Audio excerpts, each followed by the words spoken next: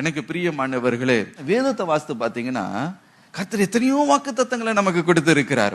எவ்வளவு வாக்குத்தத்தங்கள் கொடுத்திருந்தாலும் சாத்தான் சிந்தனையில அவன் கொண்டு வருகிற சிந்தனை என்றால், இந்த வாக்குத்தத்தங்கள் எல்லாம் கிறிஸ்து இயேசுக்குள் ஆமீன் ஆமீன் இருந்தாலும் அது உனக்கு கிடைக்காது.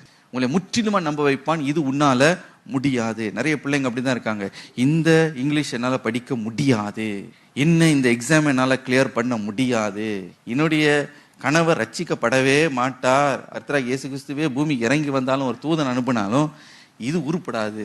ஒரு மனத்தடையை வைத்து உன்னுடைய சிந்தனையில் என்ன செய்கிறான் என்றால், ஒரு மனத்தடையை கொண்டு வந்து இது உன்னால முடியாது என்று முடக்கி மனதை சோர்வடைய செய்து இளைப்படையும்படி செய்து ஒரு மனிதருடைய வாழ்க்கையை சாத்தான் என்ன செய்கிறான்னா ஆளுகை செய்யணும்னு பார்க்கிறான்.